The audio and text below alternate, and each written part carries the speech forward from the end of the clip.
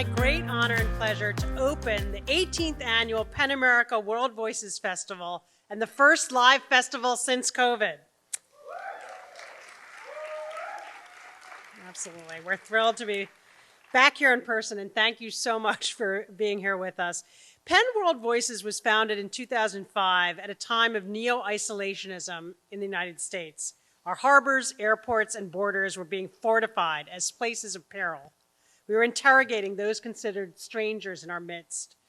PEN World Voices was invented to invert that inward turn and force America to face and embrace the world, to use literature and writers as a bridge across the widening chasm. The idea was to bring authors from all over the globe to deliver messages and seed ideas in person to American audiences and in dialogue with American writers. PEN World Voices resists the idea of cultural essentialism or superiority. It resists the impulse toward myopic self-obsession. It resists the self-referential filter bubble that delimits what we read, consider, and think. In the years since the festival opened, its mission has grown more pressing. Globalization has made the interplay between once faraway societies immediate. Social media has opened up endless opportunities for international dialogue and shown how that discourse can devolve into deep dysfunction. At this festival, we turn to writers for what they do best, helping us to imagine worlds, futures, relationships, and realities that depart from our own. We hope this year's World Voices Festival, across more than 30 events here in New York, in Los Angeles, and on Crowdcast for the many who are tuning in, will serve as a kind of stem cell infusion of inspiration to forcefully confront what lies ahead, galvanized by the possibility that writers can help us make out on the far horizons.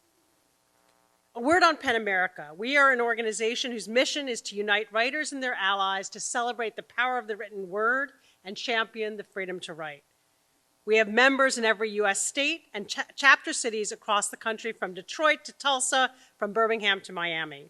Please visit our membership table outside following the event to learn more about the work we do and the benefits of joining PEN America. We thank our presenting partners, NISCA, the NEA, Amazon Crossing and Literary Partnership, DCLA, and MOAM. We also thank our partners at the Strand Bookstore.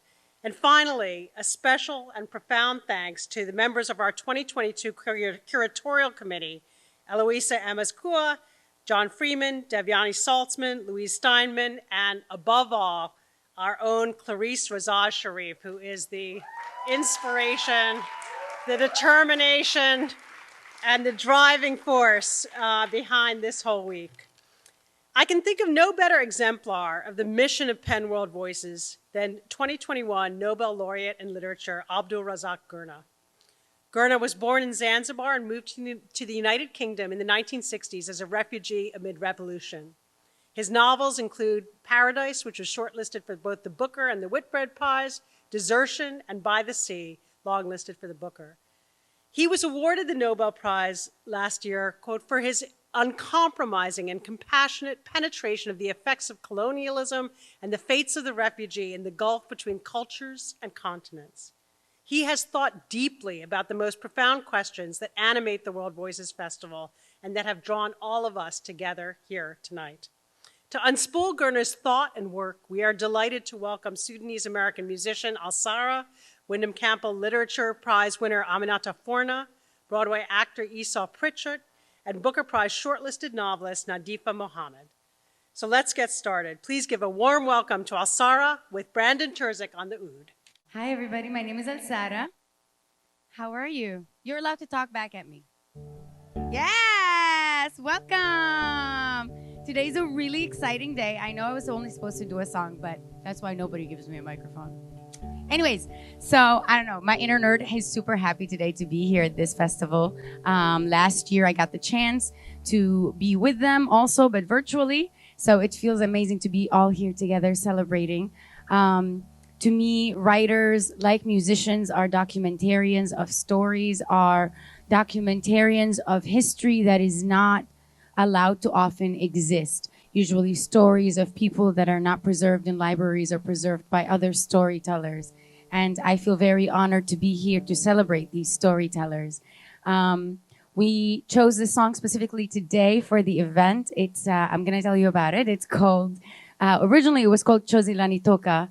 It's a Tanzanian song that was originally sung by a Somali refugee that grew up in Tanzania, then eventually became part of the canon of Swahili music, and eventually reached my ears through the beautiful renditions of Sharmila and the Black Star Orchestra. And I decided to throw in my own version of the story to it and add some Arabic lyrics. So we wanted to do this song, especially tonight, to celebrate all the beautiful stories from around East Africa.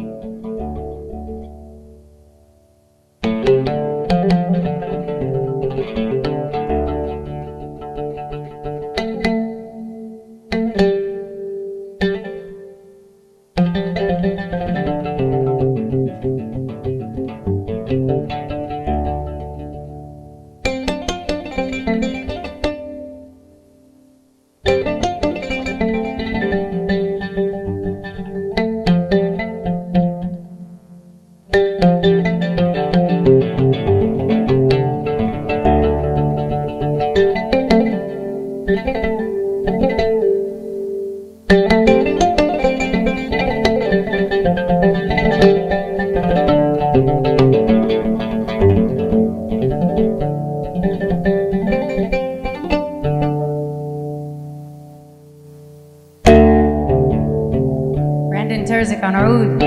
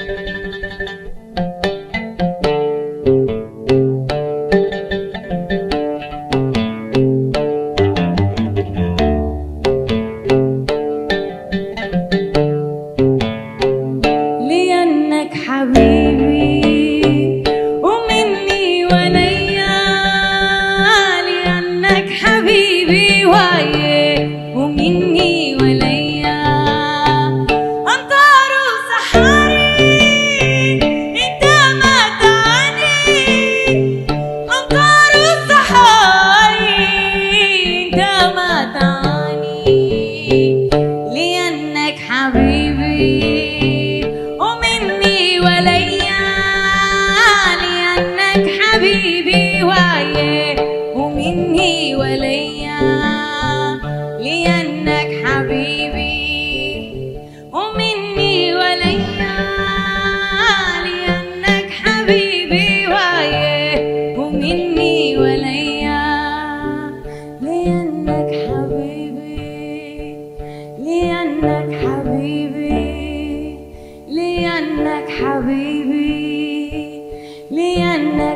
حبيبي لأنك حبيبي لأنك حبيبي.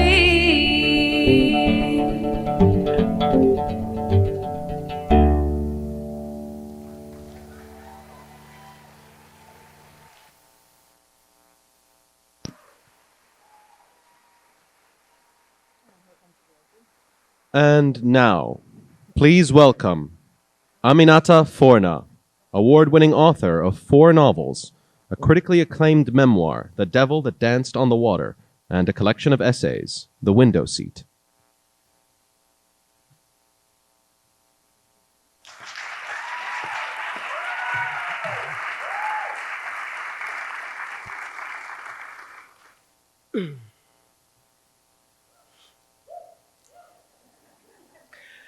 What makes people, apparently small in stature, feel assured in themselves, regardless of the disdain of others? Some weeks ago, I was reading Abdulrazak Gurnah's Nobel address to the Swedish Academy, given in December last year, when I came across these words. They chimed with me, because I had been thinking and discussing just such matters in the days before. I was in Iceland, a country of writers, land of the sagas and Norse myths. The day before, I dined with a couple of artists. The hosts were friends of mine, and I'd been seated next to an Icelandic writer of some repute. Some of you here may know him, for he is the president of PEN in Iceland. Jean was interested to tell me about Iceland's experiments in diversity, particularly the emergence of a few new voices on the literary scene. These were the voices of immigrant writers, or writers who were the sons and daughters of immigrant groups. Icelanders had done a good job of ignoring the existence of many immigrants up until the last century. But the newest arrivals, Romanians, he said, refugees from countries in South America, could not so easily be ignored as those who had come before. To him, this rupture, this unsettling, was all to the good, for it had begun to complicate the Icelandic narrative. As we talked, he told me how Icelanders like to think of themselves as Nordic, but recent DNA analysis was showing many different strains in their collective heritage. This did not seem like news to me, for the reason that my own DNA results have shown me to be 1% Icelandic. If newcomers were not arriving in Iceland, I remarked, Icelanders were certainly getting elsewhere. The story of cultural and racial homogeneity is, in world terms, a new story, masquerading as an old story, we agreed. When I say new, I mean new by a few hundred years, one that easily and quickly became the prevailing myth, but does not withstand the test of deep time. Icelandic writers were part of the creation of that myth. Now they were, perhaps, to be part of its undoing.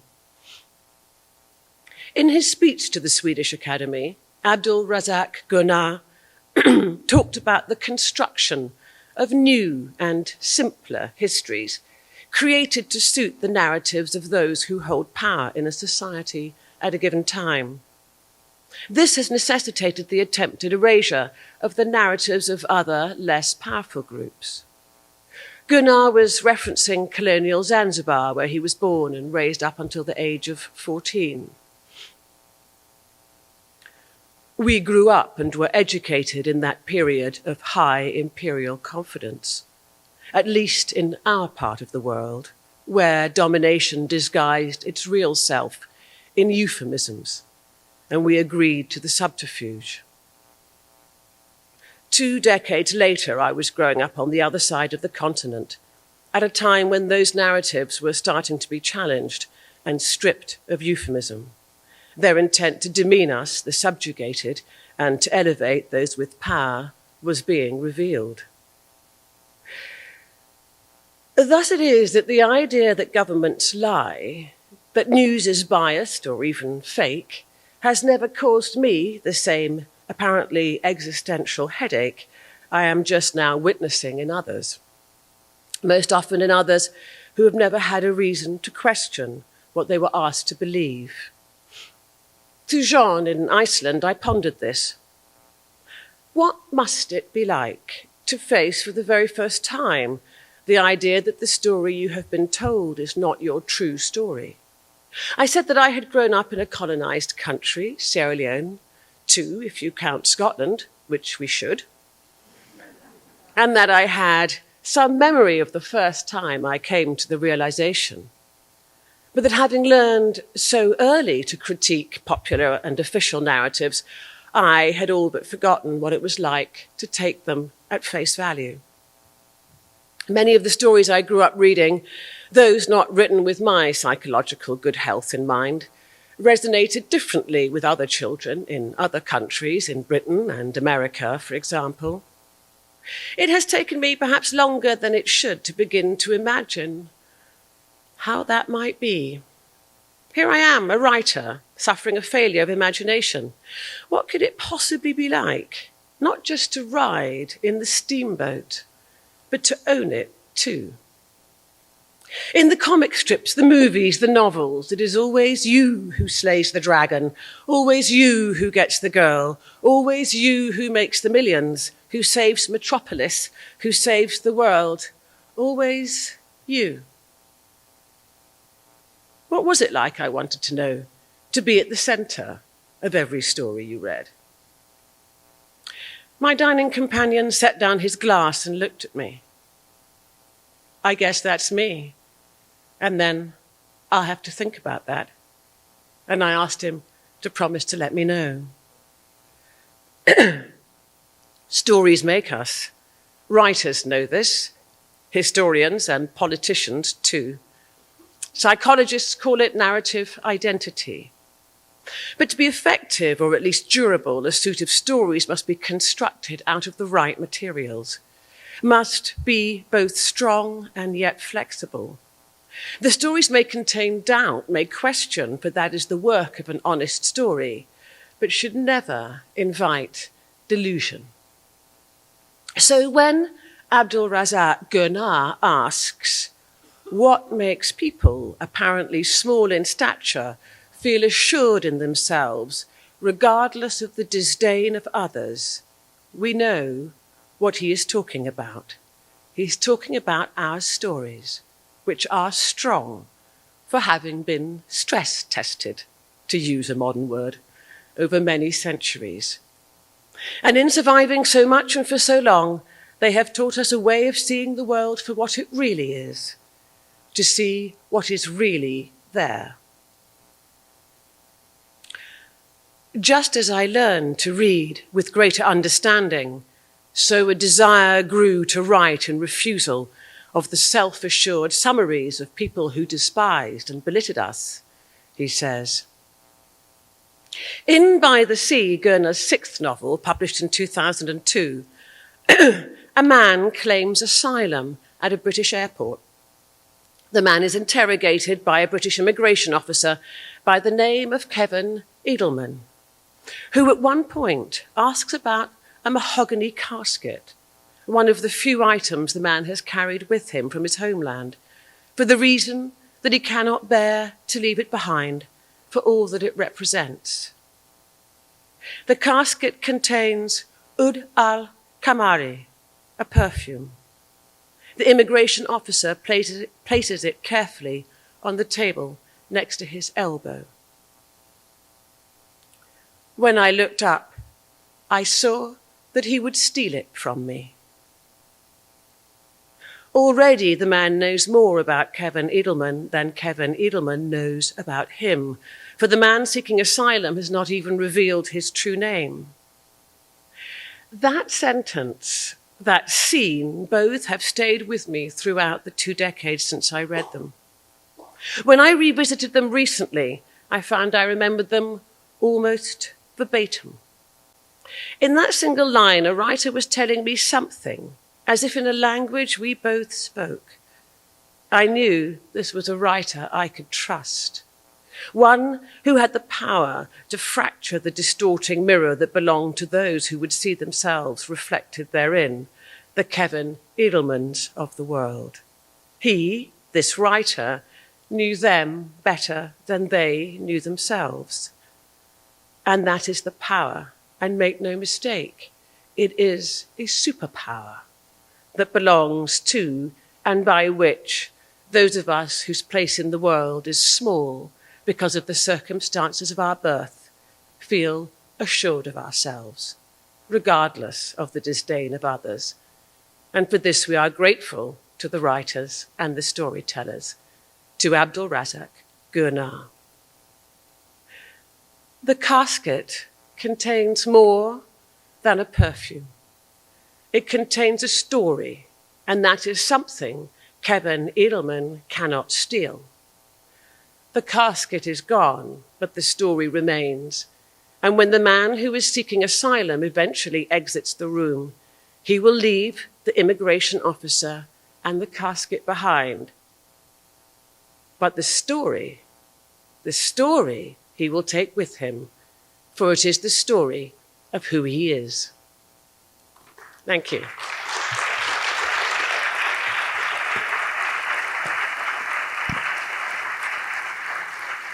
Please welcome stage and screen actor Esau Pritchett, who recently appeared on Broadway as Wisdom in Keenan Scott II's production of Thoughts of a Colored Man.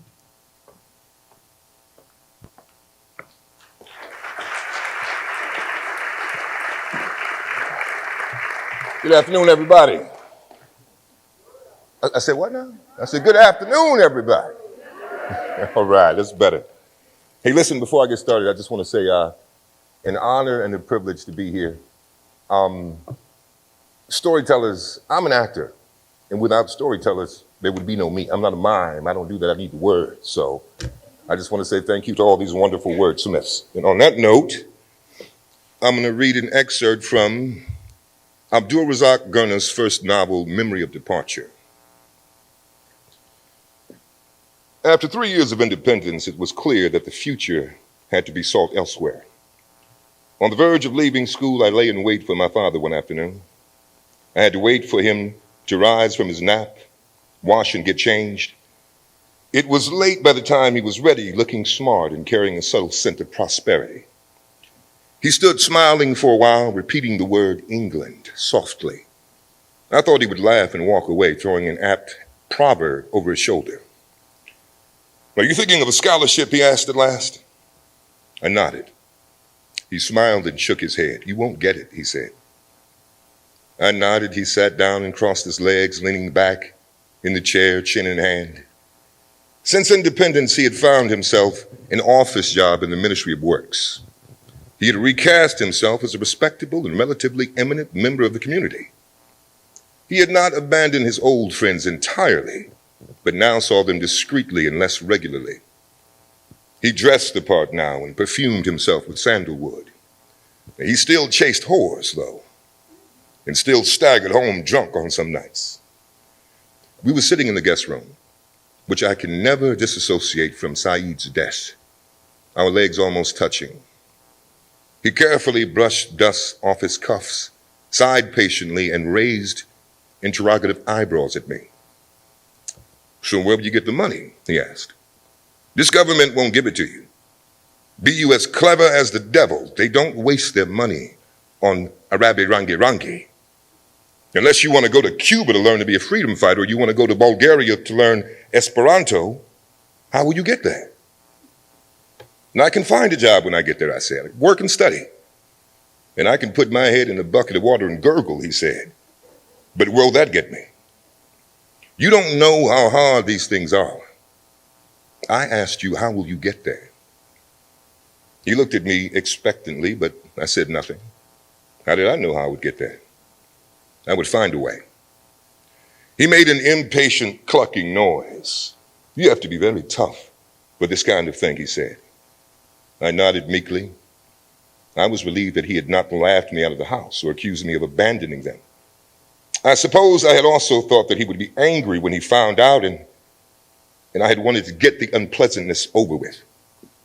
So I was prepared to listen dutifully to any advice. He grinned at me and shook his head. The dust was beginning to settle on his cuffs again. The screams of children playing outside came in through the open window. The heat was coming in waves off the whitewashed walls. "Wait a minute," he said.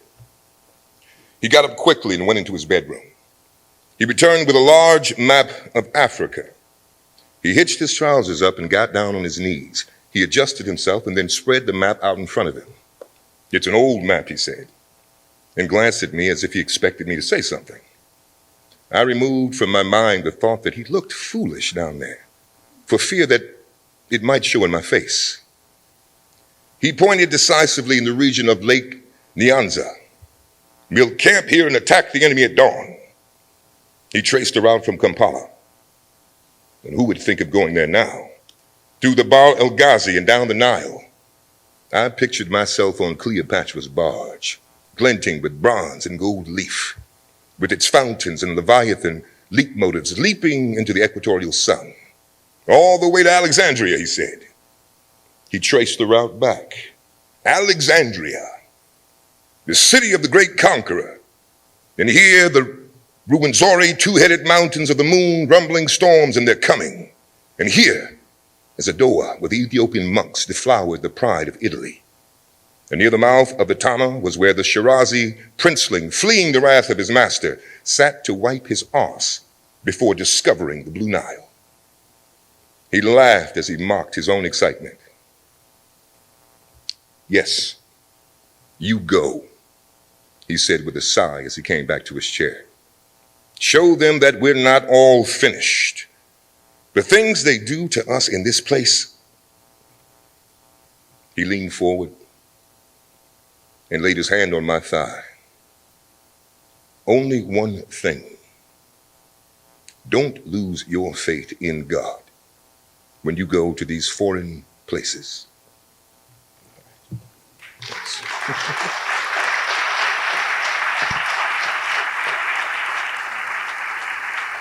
Let's give a warm welcome to your guest of honor this evening, the winner of the 2021 Nobel Prize for Literature and author of 10 novels, Abdulrazak Gurnah, and his interlocutor, Nadifa Mohamed, author of The Fortune Men, her third novel, which was shortlisted for the 2021 Booker Prize.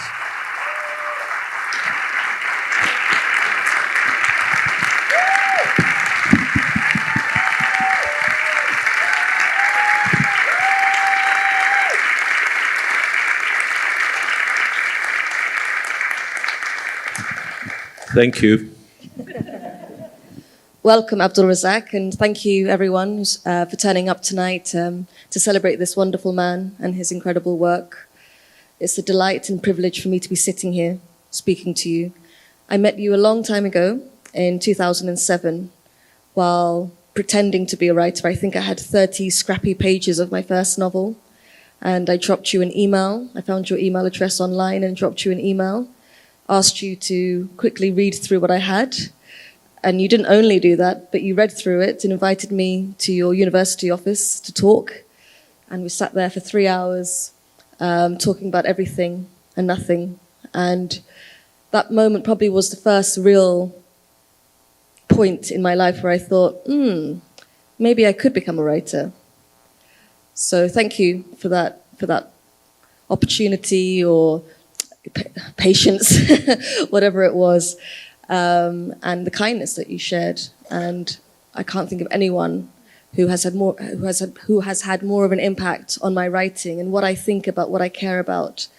These sailors, these deserters, these wanderers that you have always written about and imagined yourself into, and they have become my people as well. Well, thank you very much. Thank you very much for that. I too remember Nadifa turning up. I remember you turning up after having sent those pages, which indeed became your first novel. And I'm very happy that the meeting with you was, as you describe it. I mean, to me, it was just nice to meet you and so on. But you obviously cherish them in a way that makes me very happy. Thank you, Abdulrazak. So before we go forward, let's go back. take us back to the teenage Razak who landed at Gatwick Airport in 1967. I'm imagining you in flares and glasses with a little book in your top pocket. Tell us about that teenage Abdulrazak. Well, you got completely the wrong costume. Because in those days, we weren't wearing flares in Zanzibar. We were wearing very tight trousers. We were still over in that period. And I'd had my trousers especially made by a tailor. You couldn't really buy. It was kind of shameful to go to a shop and buy already made trousers. Only people from the country used to do that. Us town people, you went to the tailor and had the thing made. But it had to be done in secret because at the time it was not legal to leave. Well, they didn't give you a passport anyway. The government didn't give you a passport, so you could only leave illegally. And there was so much anxiety, I suppose, fear maybe, but certainly anxiety. And people told on each other. So if you went and if you were having new clothes made, somebody might say, "Hey, what's he thinking of?" Or at least that's how I thought. So anyway, these tight trousers were made in Tight trousers, okay, not flares. We've got that straight. Anyway, so they arrived in Gatwick, full of sort of ignorance, I suppose, not really knowing what was going to happen, but also excited, as you might imagine. I was 18. I think Aminatta said I was 14, but I'll forgive her. I was 18 and afraid, as you would be if you're a stranger in a place as big as that. But it was also exciting. What did you imagine for your life ahead? How did you perceive yourself? How did you perceive the next few weeks, months, years of your life? Yeah. We were. I think because at some stage in our lives, in our schooling, we all had ambitions, of course, or everybody different ambitions, but many of us had ambitions to study in some way. And I think being denied this because schools were closed, schools beyond a certain level, there was no. You couldn't go any further. The denial, the deprivation probably was more deeply felt than it would be normally. And so it became almost like a kind of obsession to study. I want to study. I want to continue studying, and they won't let me.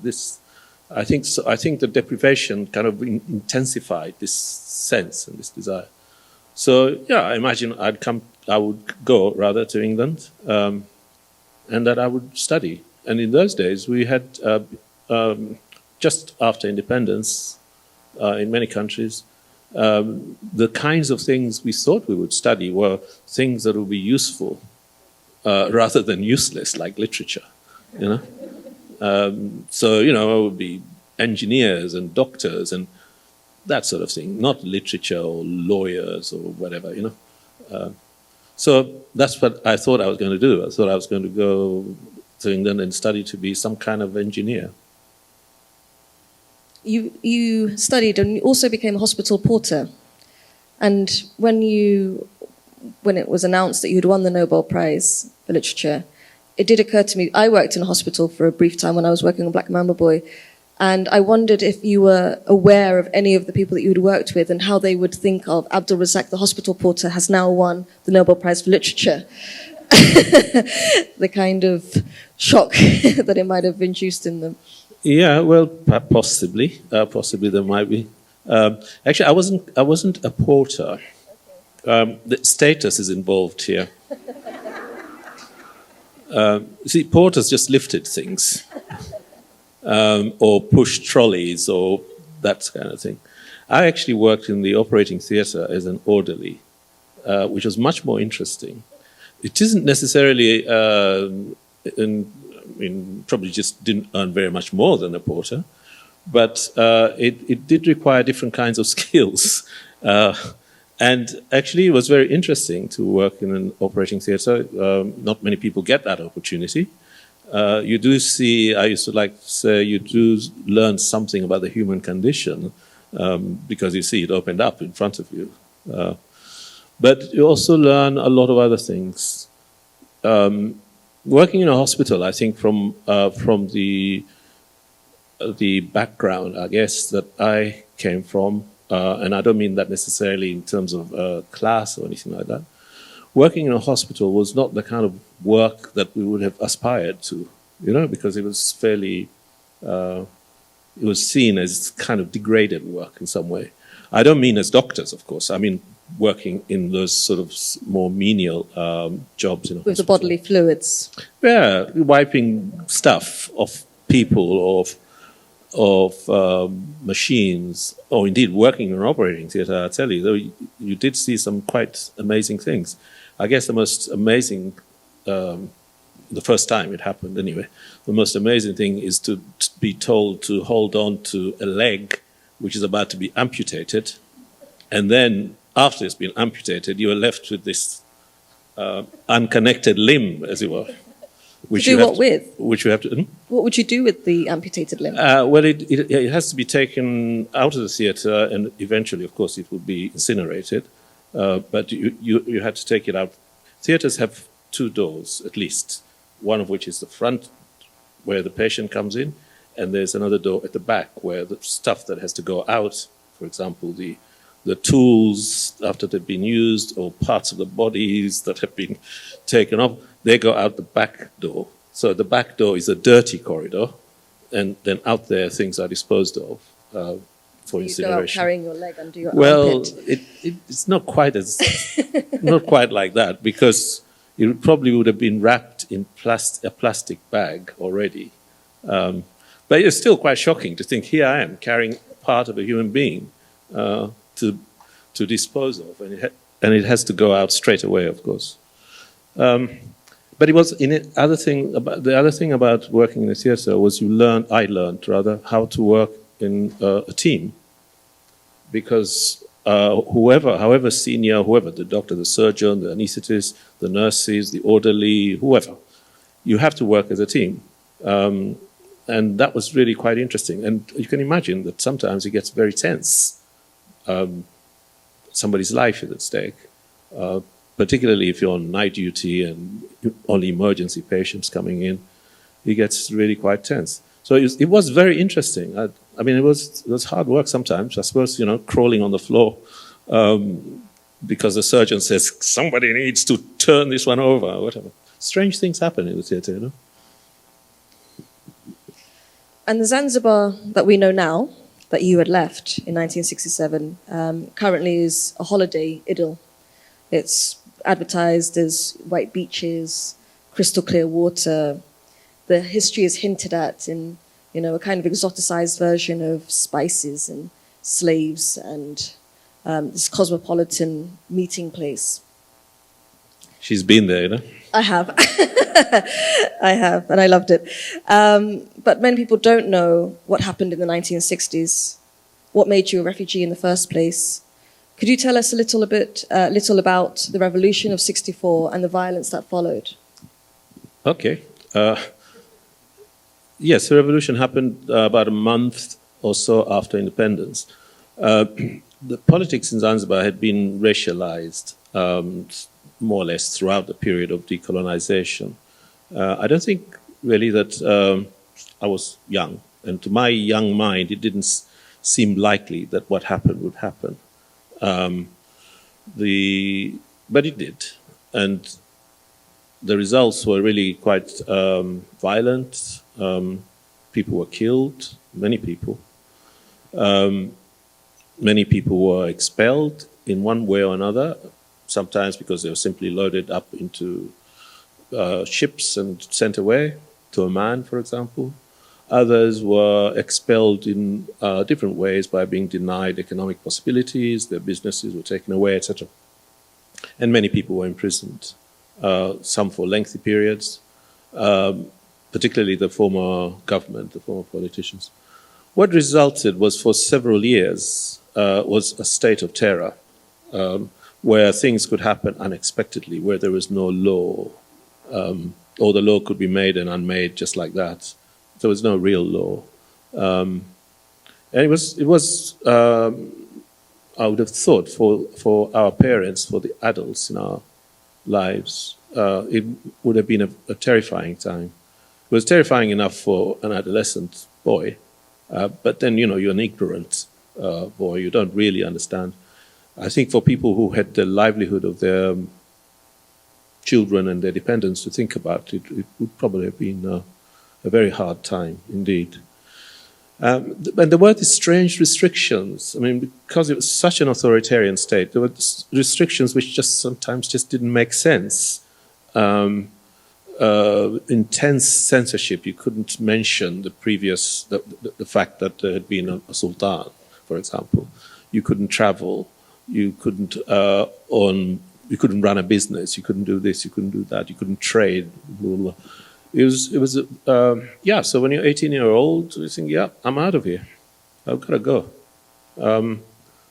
And so I left. And one thing in your novels is that you're very specific about people's backgrounds. So someone could be half Gujarati, half Swahili, or Omani, or a various combination of all of these different elements. But where did you fit in that picture in Zanzibar? I fitted with my father. My father's side, they were Yemeni people. But like my father had been living in Zanzibar since he was the age of 5 or so. So there are a lot of people who had more or less over centuries been making their lives all along the east coast of Africa and even in Somalia, because it's not very far.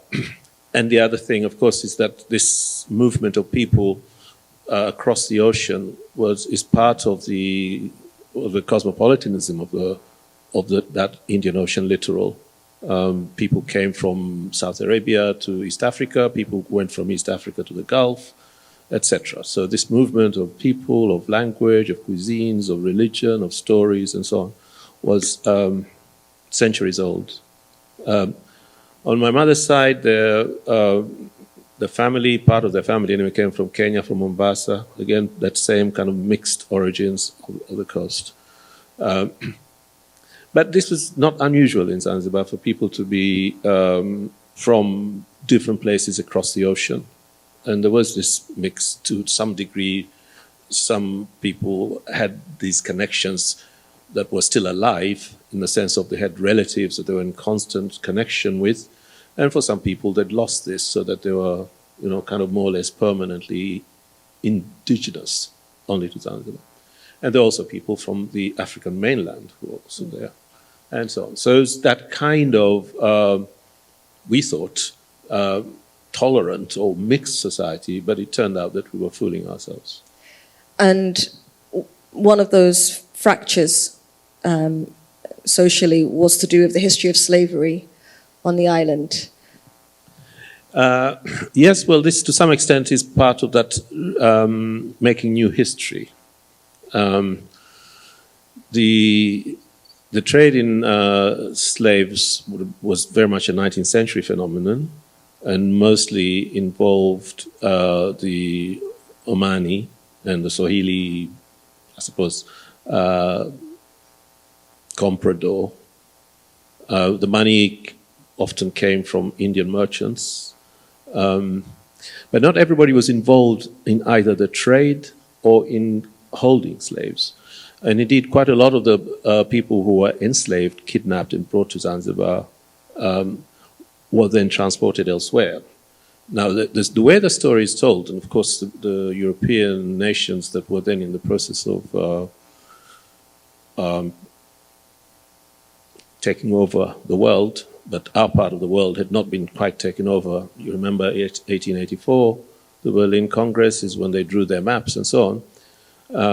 And so around about that time, the narrative was that they were doing this in order to give succor, as it were, to the enslaved Africans who were being tortured by the Arabs. But as I say, in fact, quite a lot of the slaves, the kidnapped people, were sent to the plantation islands in the Indian Ocean, which Mauritius, Reunion, South Africa as well, Madagascar, as well as the Gulf. So after I talked about the way politics was racialized, so part of the racialization was indeed to buy into this narrative that justified, that gave the moral high ground to the European intervention, to buy into that and to use that as a way of saying these are our oppressors. So I mentioned that my ancestors, my father's ancestors anyway, I think of myself as a Zanzibari, full stop. But my ancestors came from Yemen. They weren't into this slave business at all. Nor were the people of the Gulf. It was mostly an enterprise that was carried out through the period of Amanid ascendancy, I guess. So it's true, and it's inescapable. But there is also a way in which it has become a vehicle for competition. For oppression. Mm-hmm. Your first novel, Memory of Departure, was published in 1987 after 12 years of looking for a publisher. And it's very different in tone to the rest of your work, I find. The language, the fury in it is something very unusual, I think, for your work. Was that rage at Zanzibar something you needed to release? Well, I think one of the ways in which I experienced the displacement, the leaving my home, one of the ways was to think about my home and about why I left and what it felt like to look back and imagine why did we do things like that? Why was what was going on in quite that way? I had to do that, it seemed to me. At the same time as I was going through a different experience in England, but I had to do that. I had to think about how we lived, and I guess it did make me very angry. It also felt as if I had left. See, like I said, it wasn't legal to leave. You had to escape. We used to use the word tunatoroka. You're running away. We're escaping. And it also seemed as if that's it. You're never going to be able to go back safely. So it did seem like a kind of not only memory of departure, but also goodbye. And so I suppose I wasn't kind enough. That changed. Yeah. It changed in your writing. And I think as your writing progressed and you started to think about Zanzibar in a different way, I think Paradise is the first novel where there seems to be this shift, where this love starts to enter the picture again. And the previous novels, which are set generally in diaspora of some kind, whether in Africa or in Europe, they are singular stories about the men who leave or the women who leave. But from Paradise onwards, it seems as if you develop a pluralistic way of writing, which, you tell the story of one person, but through that person you tell the story of so many others. And there's a sleight of hand that you do, where you think you're following the path of one person, but instead they might lead you to another and another and another. It's something very beautiful and very difficult to do, I think, as a writer, because there isn't that an obvious transition from one story to another, but yet you know the gossip, you know the secrets, you know the politics of an alley community in Stone Town, and Stone Town itself, and Zanzibar, and the whole East African coast. How do you do that? We want to know. Well, if I was teaching creative writing, then I might be able to give you an answer. But since this is not a creative writing class... Damn it.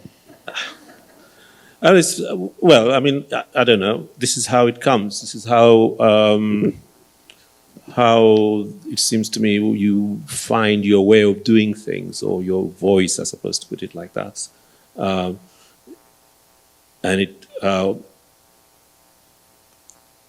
I guess once you've found it and you know how to do it, then it's not even something you think about. And indeed, stories are entangled. They're not sort of sitting there on their own. Particularly if the stories are in fact incomplete. Very often my stories are incomplete because that's how I think lives are, or our stories are. There's snatches of things. How can we know things? We only know brief things, or brief encounters with people, or hear versions and so on. So I like that kind of slight confusion and complexity, because it seems to me that's how things are. Let's move on to your women. She says that as if I'm in trouble. You write women very well. And I think you write well about it stretches from Somalia all the way down. I think this particular way of life for Muslim women in that region, where everything can be a source of suspicion. So whether, in one character in Afterlives, she's punished for learning how to read and write, because the only obvious thing she can do with that skill is send secret letters to boys and men and become loose. So she's beaten for that. Or if you stop in the street and look too long at someone else, there's suspicion in that. As a young man in Zanzibar, I'm guessing that from an early age you stopped being part of the world of women. That strict sexual segregation kicked in. So how do you enter it? How do you enter the world of women once more in exile?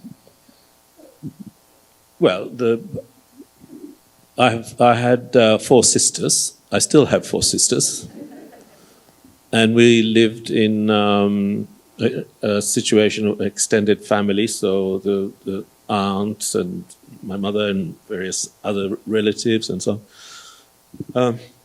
And with relatives, of course, you weren't ejected from that. You may be ejected from, the company of women or girls of your own age, but you're not ejected from your family members. So you could still see and hear, and they're great tellers of stories. So and the stories often had a kind of beautiful sharpness and scorn in it. So they were full of life. So you could keep abreast and learn about what's going on in the world. Who's been doing what suspicious things? Were you the kind of boy who would loiter on the fringes of the women getting together? Possibly, yeah. But the interesting thing is that, and we couldn't decode this. They found a way. That is, my mother and my aunt and their friends found a way of speaking when we were around, when I was around, when they wanted to talk about something they didn't want us to hear or to understand. They found a way of somehow, and I really still can't work it out, of adding a little prefix to the word so that you lost the sense of what was being said. But they knew what they were saying, and so it all came out rather garbled. What are they talking about? So that was the way in which they kept certain secrets away from us. We're running out of time, which is really annoying. So I want to get through a couple of these questions that I need your answer for. So firstly, Priti Patel. I can't leave you without talking about Priti Patel, who's our current Home Secretary in Britain. And, and she's also the child of East Africa. Her family, her parents were in Kampala in Uganda, and her father left in 65. You left in 67. And she was born in 1972, just as Idi Amin expelled the Indian community in Uganda. And she has behaved towards refugees with such violence, with such cruelty, that it makes me wonder what kind of stories she had heard about Africa, about her family's experiences as migrants to Africa and the expulsion of people like them just a few years after their own departure. She's shocking to me. And I'm wondering if you find there's anything, as someone from Zanzibar who had left around the same time, that makes any sense to you. Well, she doesn't make sense. She's a monster. But I don't think the biography, you would have thought it would make a difference. You'd have thought that she would have some kind of understanding. But of course, you don't need that biography to say that these are this is the humane way to behave with people who are in these difficulties, or who are escaping violence, or escaping war, or escaping all kinds of other cruelties. To force people into the sort of the risks that the policies of the British government is doing it seems to me, is inhumane. Now, I don't think that's really to do with whatever story she may have brought from Africa, because they clearly don't make a difference. It's something to do with whatever persona or whatever her mind has, including the rest of the government, including her boss, because he could say, hey, no, this is wrong, don't do it. But she's there like he's, somebody carrying out, you would have thought, the policies that he endorses, rather than that she's acting off her own bat. So I think it's that mind. The way the British administration has worked for decades is to exclude people in whichever way they can. These guys currently have made it into something which is blatant and brazen. It's not that it's new, it's just that it's more intense, and the language that accompanies it, which criminalizes these activities. And Rwanda, for God's sake. And this idea of people who have done this, as I say, escaping violence and war, and broken and bombed cities, and they think they're going somewhere which is safer, a little more prosperous than where they come from, the possibility of a new life. No, we're going to send you somewhere you don't even know anything about, which is probably dangerous for you, and which probably means you're not going to get out of there for a long, long time. What kind of mind can think like that? A cruel one.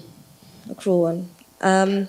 Since you very rightfully were awarded the Nobel Prize for Literature, you've been considered as almost a prophet of the refugee experience.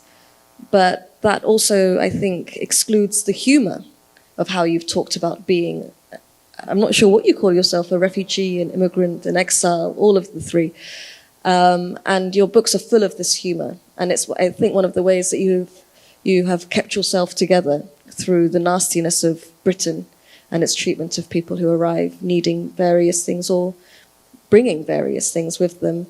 And just before we move on to questions from the audience, I'd love you to read just a very short passage from By the Sea, my favorite novel of yours, which looks at the experiences of Saleh Omar, who is a very elderly refugee. He arrives in Britain when everyone thinks his life is kind of already done.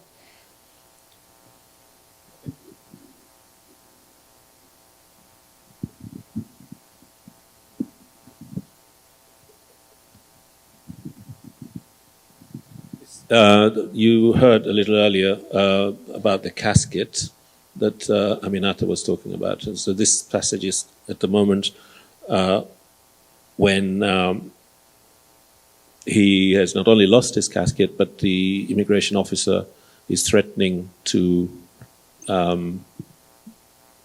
refuse him entrance into the country. In other words, to send him back. So he says to himself, "Think of me as one of those objects that Europe took away with her. I thought of saying something like that, but of course I didn't. I was an asylum seeker in Europe for the first time, in an airport for the first time, though not for the first time under interrogation. I knew the meaning of silence, the danger of words. So I only thought this to myself. Do you remember that endless catalogue of objects that were taken away to Europe because they were too fragile and delicate to be left in the clumsy and careless hands of natives? I am fragile and precious too. A sacred work, too delicate to be left in the hands of natives. So now you better take me too. I joke. Abdulrazak Gurnah.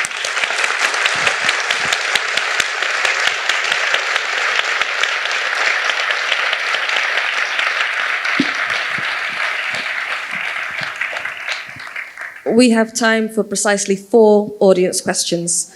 So if you could put your hands up, we'll have, I can see one person there. If you could come up to the microphone here, please.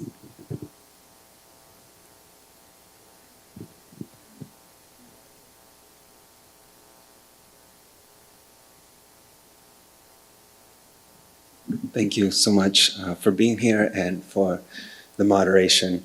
I have a question about publishing and getting access to your books here, particularly in New York. I remember when you won the prize and I went to my local bookstore in the East Village Book Club and they didn't have any of your books, and went to McNally Jackson here in Soho and they didn't have anything, and I went up to Strand and they didn't have anything, and feeling disappointed. And feeling this mix of emotions, like that disappointment and then also gratitude that I was learning about your books for the first time.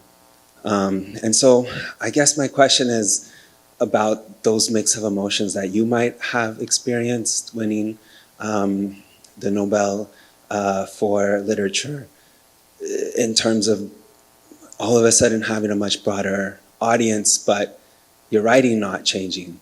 And a question of what that experience was like before winning and writing such beautiful books that could have such an international audience and do have an international audience, but perhaps wasn't having as much of an audience as is certainly today. Thank you. Yeah. Do you want to take them on? Or do we have more hands up? Okay, jump up, please. Or do 2 at a time. First of all, thank you so much for all your work. Read all your novels. And my question is, on all of them, you've integrated history, the context of colonialism. I mean, facts, historical facts. So organically in them. Do you do that consciously, or do they just come as you write? Do they just unfold, or do you do it consciously? Thank you. Thank you. So the question about the availability of books, first of all. Most writers, especially like say you have 10 novels, as in my case, most writers will probably find themselves with several of those books unavailable, out of print, or in some cases simply they're not selling fast enough, so the booksellers don't bother stocking them, and so on. So I would imagine, unless you're already a famous writer, I mean famous in the sense of selling a lot of copies, because we can also be famous when we're not selling a lot of copies. Then if something like the Nobel Award occurs, then almost certainly there won't be enough books in the bookshops. And even if you are famous, it's very likely that there won't be enough books in the bookshop for this sudden demand. It's a global thing, this Nobel Prize. Now, if it just so happens that in a particular country, as it were, that either the books are out of print or have not sold in large numbers, then that problem is intensified. But I can assure you they are available now.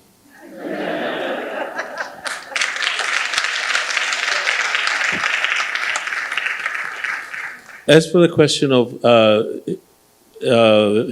history and facts, and I do this deliberately. I made this decision at some point, probably not when I was writing Memory of Departure, because that was something coming more from a more intimate place. But certainly when I was writing, by the time I was writing Dottie, say, onwards, then I was very consciously wanting to situate, to contextualize. And I did make a decision to say, well, okay, it may be fiction, but it doesn't mean that fiction cannot also contain facts. And why try to fictionalize when you can, as it were, tell things as they are, as they happened, and so on? And how can you make that work? So it became a way of trying to find a way to both provide a cultural, political context and also carry the story, I suppose, forward. It was interesting to try. Thank you.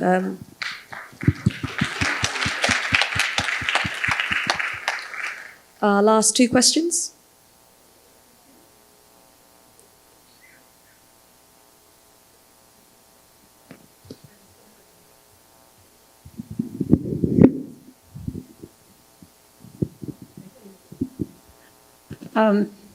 Gurnah. Assalamu alaikum.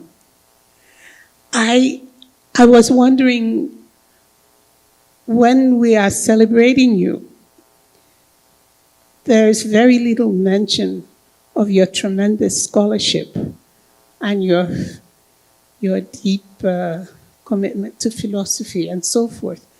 And I just wonder if you are continuing to do a nonfiction, and if you could speak about any nonfiction projects that you have in mind. And it's really good to see you in good health. Is that Rashida?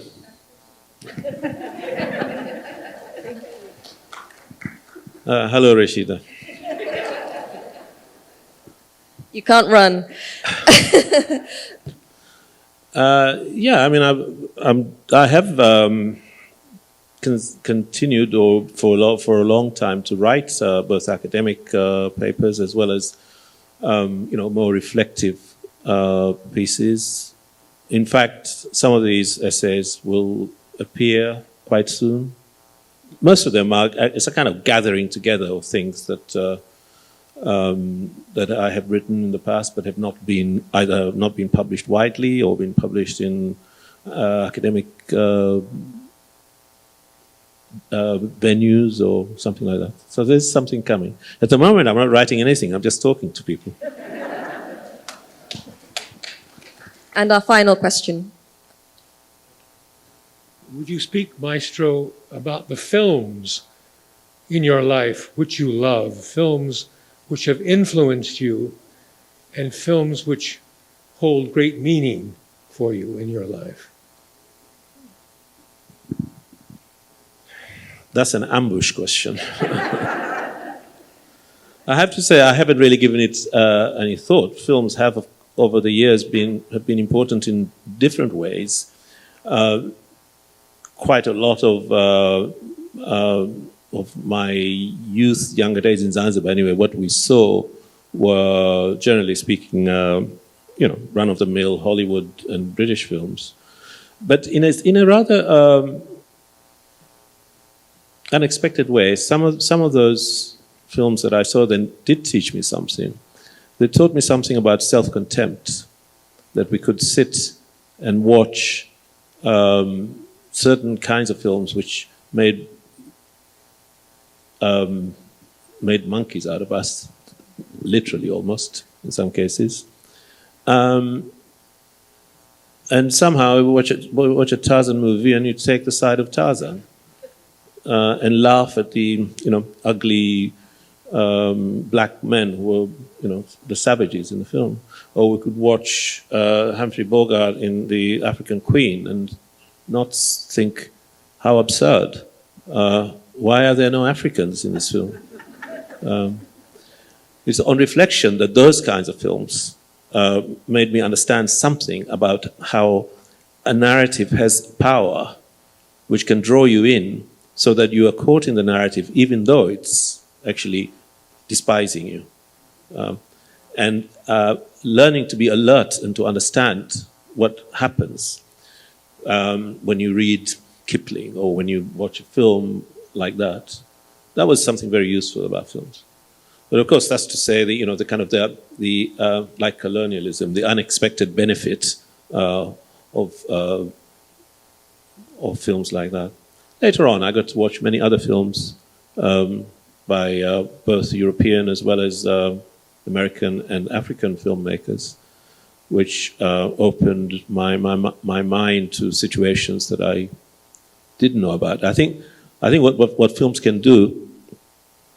You watch a film about, I don't know, a Serbian family or something like that, and it takes you deep into intimate relationships that you could not possibly understand otherwise.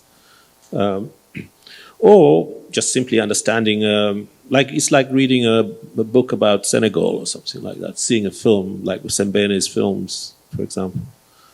It takes you to places that you couldn't possibly go otherwise. So, I would say, give me time, I'll come up with names. But, I'm going to squeeze the in a experience question. is good. Are there any adaptations in the works for one of your books or any of your books? No. Okay. Anyone out there who wants to do that, let's talk. Abdulrazak, thank you so much, and thank you to Pen, to our audience.